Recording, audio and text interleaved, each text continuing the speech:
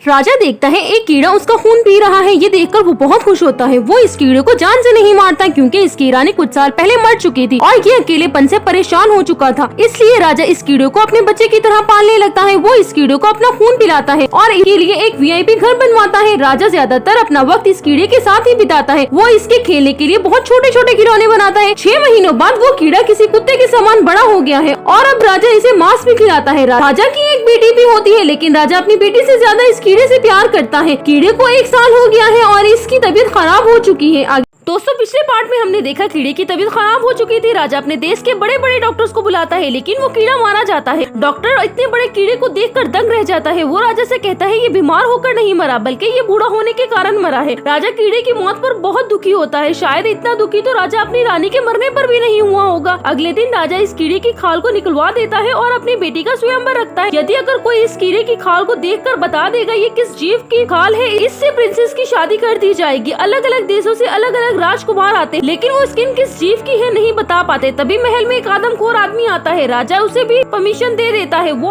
आदमखोर आदमी स्किन को सूंघ कर ही बता देता है ये किस कीड़े की स्किन है। ये देखकर राजा और राजकुमारी बहुत हैरान हो जाते हैं। राजकुमारी जल्दी से छत पर जाकर सुसाइड करने की कोशिश करती है क्योंकि वो इस आदमखोर के साथ ही जाना चाहती, मगर राजा उसे समझाता है, बहला फुसलाकर नीचे ले आता है और अपनी बेटी का हाथ इस आदमखोर के हाथ में दे देता है। आदमखोर राजकुमारी को दूर पहाड़ों पर ले जाता है और उसे एक जगह पटक देता है। राजकुमारी बहुत दिनों तक रोती है। एक दिन वो आदमखोर शिकार के लिए बाहर गया होता है। तभी उसे दूसरी पहाड़ी पर एक औरत दिखाई देती है। वो इससे मदद मांगती है। वो औरत अपने बेटे को बुलाती है और उसका बेटा रस्सी के सहारे राजकुमारी को उस तरफ ले जाने लगता है। तभी वो आदमखोर वहाँ आ जाता है और रस्सी के सहारे वो दूसरी तरफ जाने लगता है।